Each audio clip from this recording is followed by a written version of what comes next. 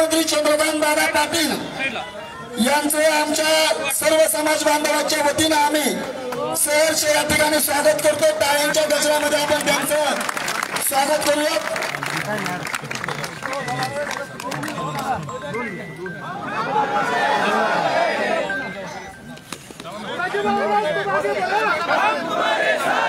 मराठाभूषण आमदार राजभाऊ तुम आगे बढ़ो, मराठाभूषण आमदार राजभाऊ तुम आगे बढ़ो,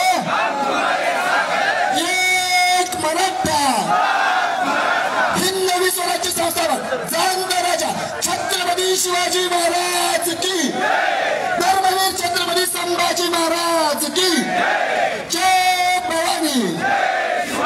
एक मराठा, एक मराठा, एक मराठा, झालंच पाहिजे, झालंच पाहिजे, विशेष अधिवेशन झालंच पाहिजे, झालंच पाहिजे, झालंच पाहिजे, विशेष अधिवेशन झालंच पाहिजे, झालंच पाहिजे, झालंच पाहिजे, विशेष अधिवेशन झालंच पाहिजे। एक मराठा, एक मराठा, एक मराठा, एक मराठा, मराठाभूषण आमदार राजभाऊ तुम आगे बढ़ो, हम तुम्हारे साथ हैं।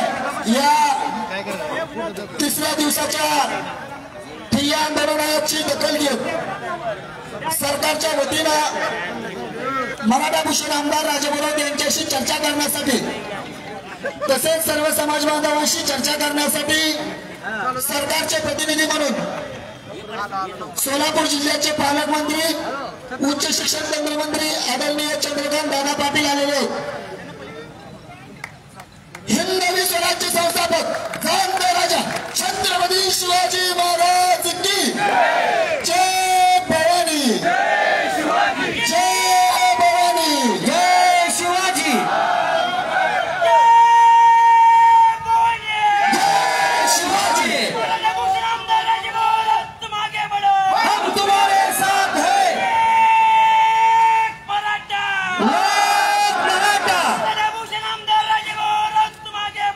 हम तुम्हारे साथ हैं। मराठाभूषण आमदार राजभाऊ तुम आगे बढ़ो, हम तुम्हारे साथ हैं। मराठाभूषण आमदार राजभाऊ तुम आगे बढ़ो, हम तुम्हारे साथ हैं। हिंदवी स्वराज्य संस्थापक मिळतो। आज 66 ग्रामपंचायतींनी पाठिंबा दिलाय आणि 36 सामाजिक संघटनेने पाठिंबा दिलाय। ते आपल्या सर्वांचं नेतृत्व मराठाभूषण आमदार राजभाऊ यांना विनंती करतो की आपण आपलं मनोगत या ठिकाणी व्यक्त करावं। मराठाभूषण आमदार राजभाऊ तुम आगे बढ़ो, हम तुम्हारे साथ हैं। मराठाभूषण आमदार राजभाऊ तुम आगे बढ़ो, हम तुम्हारे साथ हैं। जय भवानी, जय शिवाजी। आज या ठिकाणी या जिल्ह्याचे पालकमंत्री तथा महाराष्ट्र राज्याचे उच्च व तंत्र शिक्षण वस्त्रोद्योग व संसदीय कार्यमंत्री आदरणीय चंद्रकांतदादा पाटील साहेब या ठिकाणी आपल्या या बेमुदत, अगोदर सांगतो बेमुदत आंदोलनाला करता या ठिकाणी भेट देण्याकरता या ठिकाणी आलेले आणि आज या ठिकाणी तमाम माझ्या सर्व महाराष्ट्रातील मराठा बंधू भगिनींच्या मनामध्ये दादा जो संभ्रम आहे की सातत्यानं या ठिकाणी जे आंदोलन मोर्चे सातत्यानं हाच विषय सातत्यानं पुढे येतो आणि आदरणीय नारायण राणे साहेबांच्या समितीनं अहवाल दिला त्यावेळेस पण एक आरक्षण आलं, ते आरक्षण टिकलं नाही। त्यानंतर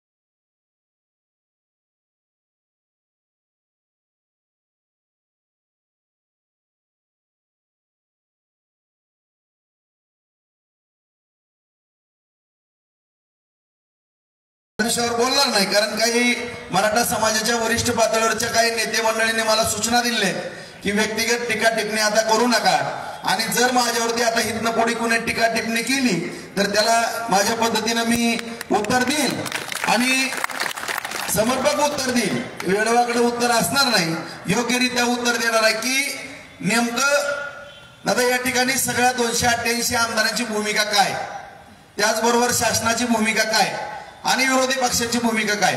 आपण एक वेळेस सर्व पक्षांची बैठक बोलवली होती, त्यामध्ये बऱ्याच संपूर्ण पक्षांनी लिहून दिलेलं आहे की नेमकं ओबीसी कोट्यातनं आरक्षण देता येतंय का नाही, किती जणांना लिहून दिलंय त्याचा खुलासा शासनाने या ठिकाणी करावा. दुसरा मुद्दा, दुसऱ्या वेळेस बैठक या ठिकाणी मराठा समाज बांधवांना सांगू इच्छितो, दुसऱ्या वेळेस बैठक बोलली, कोण आलं कोण नाही. त्याचबरोबर परत सातत्यानं आंदोलनं उपोषण होतात आणि सातत्यानं मराठा समाज हा संभ्रमामध्ये पडलेला आहे. आणि मूळ जी मागणी आहे त्या मूळ मागणीला बगल देऊन या ठिकाणी 50% आतूनच ओबीसी कोट्यातूनच आरक्षण पाहिजे, हीच मागणी या भागातील प्रामुख्यानं मराठवाड्यातली आणि आमच्या मराठवाडा लगत असलेला जो भाग आहे त्या भागामधले. कारण विदर्भामध्ये आम्हाला माहिती आहे की पंजाबराव देशमुख साहेबांच्या माध्यमातून कुणबीचा तो समाज त्याच वेळेस मराठा समाज ओबीसी मध्ये गेलेला आहे. त्याचबरोबर खानदेशामध्ये पण तीच परिस्थिती आहे. कोकण भागामध्ये बहुतांशी सर्व समाज बांधवांचं ओबीसीतून आम्हाला नको असा सूर येतोय. पश्चिम महाराष्ट्रामध्ये काही जणांचा होय, काही जणांचा नाही. आणि हैदराबाद गॅजेटरच्या बाबतीमध्ये मात्र मराठवाडा हा अत्यंत भुगजलेला आहे दादा, आणि ते गॅजेटर लागू करावं ही एक मागणी आहे. कारण आपण म्हणत असाल की तुम्ही पश्चिम महाराष्ट्रातले मराठवाड्याचं काय संबंध, माझं काय होईल मला माहित नाही, परंतु मी माझी भूमिका स्पष्ट केली आहे. माननीय विधानसभेचे अध्यक्ष राहुल नार्वेकर साहेबांना पत्र लिहिलेलं आहे, सगळ्या पक्षाला पत्र लिहिलं आहे बांधवांनो. त्याचबरोबर आजच सगळ्या विधानसभेच्या आमदारांना मी पत्र लिहिलेलं आहे.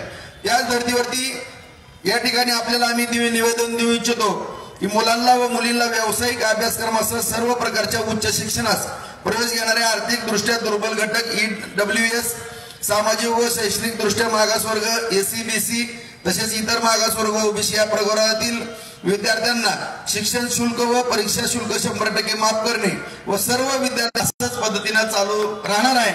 आणि आपण योग्य तो निर्णय माननीय मुख्यमंत्री साहेबांनी सुद्धा या ठिकाणी आणि विधानसभेच्या अध्यक्ष साहेबांनी आपण अधिवेशन घेणार का नाही या बाबतीचं आम्हाला या ठिकाणी आश्वासित करावं, एवढी पालकमंत्री या नात्यानं आम्ही आमची मागणी आपल्या कानावरती घालतो, ते निवेदनही देतो.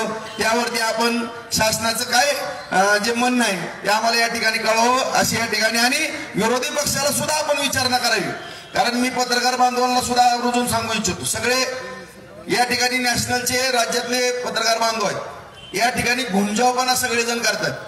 स्पष्टपणानं बोलतो बांधवांनो, कारण आज 8 दिवस झाला हा विषय सुरू आहे तीव्रतेने. या अगोदर पण 1.5-2 महिने झाले मी मांडणी करतोय, परंतु आज या ठिकाणी आपण सगळेजण बघा की 288 पैकी एकच आमदार या ठिकाणी उघडपणाने भूमिका करताना आपण दिसतात. त्यामुळं हा विषय किती गंभीर आहे, या विषयाचं गांभीर्य सर्व राज्यातील माझ्या मराठा समाज बंधू भगिनींनी पण घ्यावं, जनतेने पण घ्यावं, आणि लोकशाहीचा 14 आधारस्तंभ असलेल्या पत्रकार बांधवांनी पण घ्यावं. आणि या बाबतीमध्ये सगळ्यांनीच सकारात्मक भूमिका या ठिकाणी घ्यावी. ज्या पद्धतीने युद्धजन्य परिस्थिती निर्माण होती त्यावेळेस एकटा कोणीच निर्णय घेत नसतो, त्यामुळे सर्वांनीच या बाबतीमध्ये सकारात्मक निर्णय घ्यावा. आणि आम्हाला शासनानं आणि विरोधी पक्षाने सुद्धा आपली भूमिका स्पष्ट करावी आणि सगळ्या आमदारांनी भूमिका स्पष्ट करावी. अशा पद्धतीचं निवेदन मी माननीय पालकमंत्री महोदय यांना या ठिकाणी देतो. याच्यावरती जे काही म्हणणं असेल ते आम्हाला तुम्ही कळवा, त्याच्यावरती आमच्या आंदोलनाची दिशा, पुढील दिशा कशा पद्धतीने करायची ते सर्व समाज बांधवांचा निर्णय घेऊन आम्ही हे आंदोलन पुढे चालू ठेवू. झालंच पाहिजे, झालंच पाहिजे, झालंच पाहिजे, झालंच पाहिजे, झालंच पाहिजे, झालंच पाहिजे, दोन हात वर करून घोषणा द्यायच्या, झालंच पाहिजे, झालंच पाहिजे, झालंच पाहिजे, झालंच पाहिजे. मराठा भूषण आमदार राजभाऊ राऊत तुम आगे बढ़ो, झालंच पाहिजे, झालंच पाहिजे. छत्रपती शिवाजी महाराज की, धर्मवीर संभाजी महाराज की, डॉक्टर बाबा बाबासाहेब आंबेडकरांचा आमचा परिचय मैत्री असल्यामुळे आपला एक मित्र एखादा विषय घेऊन गेली 3 दिवस हजारो लोकांना बरोबर घेऊन धरणं धरतोय, दिवसभराचं साखळी उपोषण करतोय, तर आपण त्याला भेट द्यायला गेलं पाहिजे अशा भूमिकेत संबंध नसतो. जास्तीत जास्त मी संसदीय कामकाज मंत्री असल्यामुळे माझ्या मतातून पाठवायचं असतं आणि मग राज्यपालांनी त्या अधिवेशनाला परवानगी द्यायची असते. आणि त्यामुळे तुमची ही जी मागणी आहे किंवा मराठा समाजाला मिळणाऱ्या सुविधा आणि आरक्षण या विषयाचा विचाराने त्या काळामध्ये कायदा केला. पोरग शाळेत नाही गेलं की बापाला दंड पडला. मुलींचं शिक्षण त्या काळात त्याने सुरू केलं. तसा मराठा समाज गरीब आहे, शेतीवर अवलंबून आहे आणि त्यामुळे त्याला त्यावेळेच्या ज्या काही नोकऱ्या असतील त्या नोकऱ्यामध्ये आरक्षण मिळालं. हे आरक्षण करत करत करत करत स्वातंत्र्यापर्यंत टिकलं. जरा नीट समजून घेतलं पाहिजे. घटनात्मक आरक्षण आणि कायद्याने मिळणारं आरक्षण हे 2 वेगळी आरक्षण आहे. घटनात्मक आरक्षण कोणाला मिळालं? शेड्यूल कास्टला आणि शेड्यूल ट्राईबला. का मिळालं? तो वर्षानुवर्ष, मी सांगायला नको, आजही गावात ती स्थिती आहे दुर्दैवाने, पण वर्षानुवर्ष हा समाज अस्पृश्य मानला गेला. गावाबाहेर त्यांची वस्ती, स्पर्श त्यांना करायचा नाही. आपल्या माहितीसाठी म्हणजे हात जोडून विनंती आहे की थोडं वाचा, लॅपटॉप घेऊन दिलं, पण त्यांना पुढे आणण्यासाठी घटनेमध्ये सर्वांनी मिळून आरक्षण ते मान्य केलं. पण नंतर मुद्दा आला हळू पुढे जाताना 67 साल 67 झाल्याचा मुद्दा आला की हे सगळं ठीक आहे, अस्पृश्यतेची भावना नाही, पण ओबीसीला कोड आलं, त्याचं रिझर्वेशन मराठा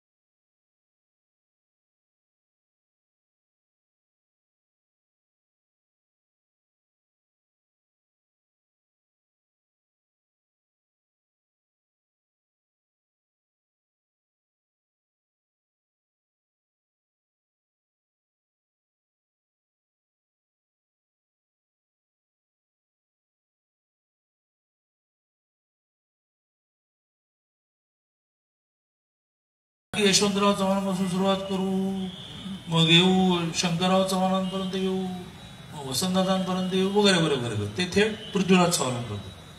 त्याच्या आधी ते सगळ्या ते तर 4 वेळा होते.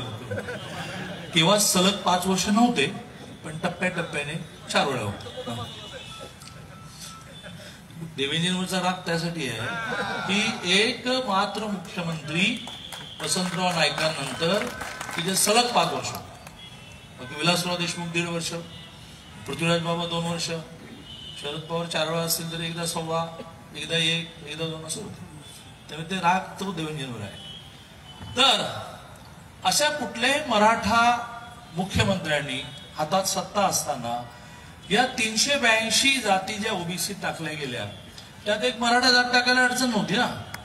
कारण काळाच्या ओघामध्ये मराठा हा आणखीन गरीब होत चालला. जमिनीचे तुकडे तुकडे तुकडे तुकडे. आता मी शेतकऱ्याचा पोरगा आहे, आमच्या वाट्याला 2.5 एकर येऊन थांबली, कारण मला भाऊ नाही, पण त्याच्या आधी वडिलांना भाऊ, त्यांना भाऊ, असं करत ती 7 एकराची कधी माझ्या वडिलांची 2.5 एकर झाली कळत नाही, काही जणांची 10 गुंठ्यावर आली. आणि म्हणून शेतीमध्ये भागत नाही, अस्पृश्यतेची भावना अनुभवायला नाही मिळाली, पण गरीब झालो म्हणून आपल्याला आरक्षण पाहिजे, पण कोणीच केलं नाही. 14ला मात्र मुख्यमंत्र्यांनी शपथ घेतल्या देवेंद्रजी निर्णय केला आणि मग आपल्याला इतिहास माहिती आहे, गायकवाड कमिशन अपॉइंट केलं वगैरे वगैरे वगैरे आणि आपल्याला आरक्षण मिळालं. हायकोर्टात टिकलं. जेवढा काळ टिकलं त्यात किमान 8,000 मराठ्यांना नोकऱ्या मिळाल्या. ते कॅन्सल नाही करतायत, ते कॅन्सल नाही करतात. काही लाख विद्यार्थ्यांना त्या संपूर्ण कालावधीमध्ये शिक्षणातलं आरक्षण मिळालं, ते नंतर कॅन्सल करता येतं. मग नंतर तो कायदा सुप्रीम कोर्टात टिकला नाही. आता आरक्षण दिले तेव्हा देवेंद्रजी मुख्यमंत्री, आरक्षण गेलं तेव्हा उद्धवजी मुख्यमंत्री, पुन्हा आरक्षण दिलं 10% एससीबीसी तेव्हा शिंदे मुख्यमंत्री. आता मग काय करायचं? लहान मुलाला विचारता येईल बाबा कोण प्रामाणिक? देवेंद्र असताना रिझर्वेशन मिळालं, कोर्टात टिकवलं, उद्धवजींना टिकवता आलं नाही, उद्धवजींचं सरकार गेलं, पुन्हा एकनाथजींचं आलं. आणि त्यामुळे असा तो देता आलं असतं ह्या आधीच, पण दिलं गेलं नाही, असा मराठा आरक्षणाचा इतिहास आहे. त्याच्यासाठी आपण ज्यांना श्रद्धेय मानतो अण्णासाहेब पाटलांनी स्वतःला गोळी जाळून घेतली वगैरे. आता 14 ते 19 मध्ये देवेंद्रने काय केलं की आरक्षण आणि सुविधा या दोन गोष्टी वेगळ्या केल्या. हे त्यांचं मोठं क्रेडिट आहे. आधी काय होतं, तुम्हाला आरक्षण आहे तर हॉस्टेल मिळणार, तुम्हाला आरक्षण आहे तर तुमची निमित्त, तुम्हाला आरक्षण आहे तर तुम्हाला बिनव्याजी कर्ज मिळेल. देवेंद्र म्हणाले की आरक्षण मिळेल तर मिळेल, पहिलं ह्या दोन गोष्टी वेगळ्या करा. तुम्ही 8 लाखापेक्षा कमी उत्पन्न आहे ना, मग तुमच्या मुलांची निमित्त, मग तुम्हाला हॉस्टेल, तुम्हाला अण्णासाहेब पाटील मधून कर्ज, हे त्यांनी दोन वेगळे केले आणि आरक्षण पण दिले.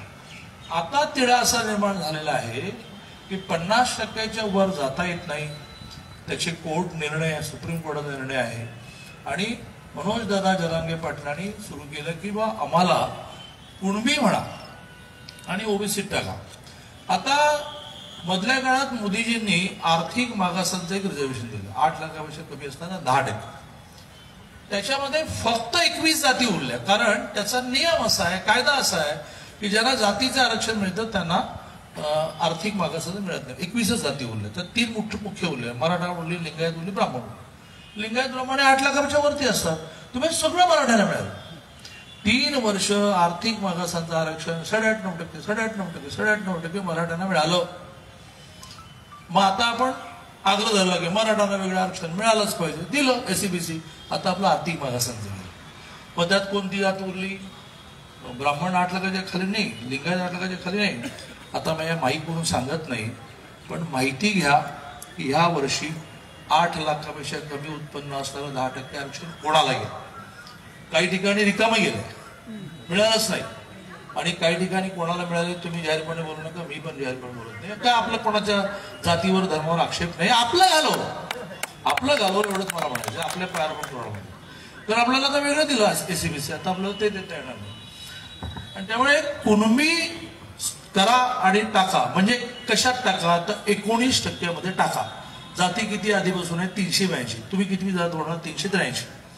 19% मध्ये आता नवीन जो कायदा येतोय की जातींना अ ब क करायचं. त्या कुठल्या तरी एका गटात तुम्ही आले की तुम्हाला मिळालं 5%. मग 5% किती? 40-50 जाती. मग तुम्हाला किती? संपूर्ण महाराष्ट्रामध्ये वर्षाला 10,000 पेक्षा जास्त सरकारी नोकऱ्या निर्माण होत नाही. मी अतिशय जबाबदारीने सांगतो. यावर्षी देशाच्या स्वातंत्र्याला 75 वर्ष मिळाल्यामुळे मुख्यमंत्र्यांनी निर्णय केला की 75,000 जॉब क्रिएट करायचे, त्याच्या अगेन्स्ट 1,08,000 दिल्या. पण नेहमी किती? 10,000. आता 10,000 नोकऱ्यांमधले 19% मिळालं ओबीसीला. आपण आता त्यात जायचं म्हणतो कुणबी म्हणून, आपल्याला मिळालं 1900. मग त्यातल्या कुणब्यांना म्हणजे नव्याने मराठा त्यांना किती मिळणार? 190 मिळतील का 200 मिळतील? इकडे 10,000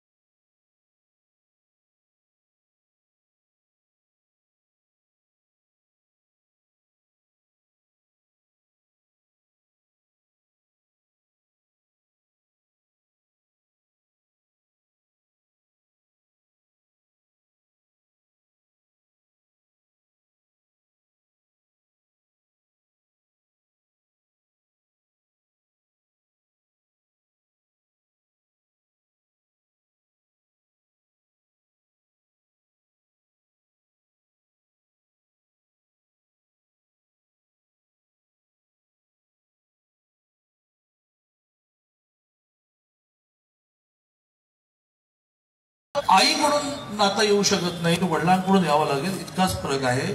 आईकडून आणता येतं असं सुप्रीम कोर्टात नोंदणी करून घेऊया, मग आईकडून चालेल.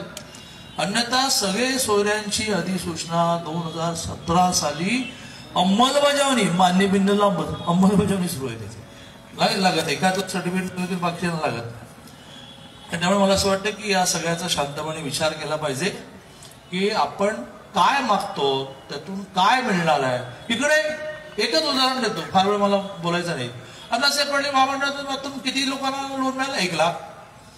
प्रत्येकाने, आणि व्याज नाही त्याला, प्रत्येकाने 5 लोकांना जर जॉब दिला असेल तर अण्णासाहेब पाटील महामंडळाच्या वतीने 5 लाख नोकऱ्या क्रिएट झाल्या.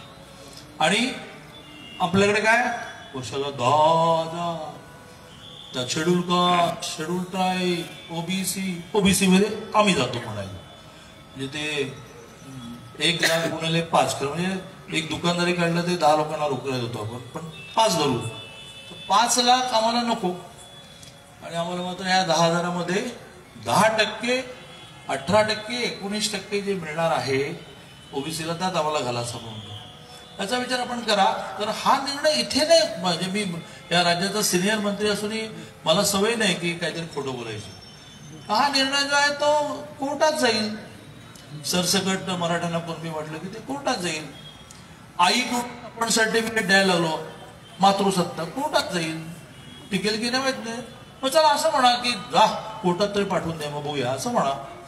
त्यामुळे जे आज शक्य आहे ते सगळं सरकारने दिलं आहे. 10% एसीबीसीचं आरक्षण टिकवण्याचा आटोकाट प्रयत्न आपण करणार आहोत. पण इथं परत तुम्ही ठरवा. तुमच्या 2 मागण्या ज्या आहेत, बाकीच्या त्या मागण्या मान्य केलेल्या आहेत, ज्या मान्य नाहीत ते आता सुद्धा करण्याचे मला अधिकार आहे. म्हणजे मुलींच्या शिक्षणाच्या बाबतीत तर मी जळगावच्या कार्यक्रमामध्ये जाहीर करून टाकलं. मग सांगितलं मुख्यमंत्र्यांना सांगितलं की तुम्हाला आठवतं का, इतर रात्री 2ला तुम्ही मला फोन करून सांगितलं की एका मुलीने आत्महत्या केली, चिठ्ठी सापडली, माझ्या आईबाबांकडे मी पैसे नाही, त्याला किती कर. तर तुम्हाला मध्ये न विचारता मी करून टाकलो. तसं मुलाला 100%.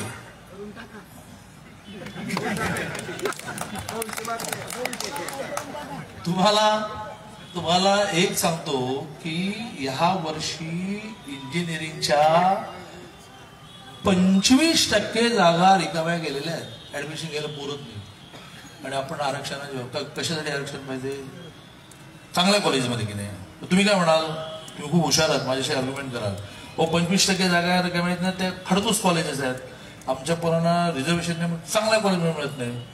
तर चांगल्या कॉलेजमध्ये ऍडमिशन घेताना फी जास्त आहे, ती सरकार भरते आहे ना. मुलींची तर 100% भरते. राजाभाऊने तर मागणी सुरू केली मुलांची. तर नाही, राजाभाऊचा आवाज मोठा आहे, तो ऐकला जाईल.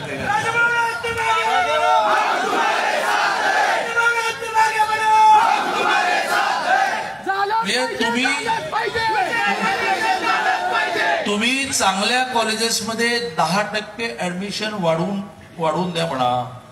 टेक्निकली मी त्याच्यावर मीच शिक्षण मंत्री विचार सुरू करतो.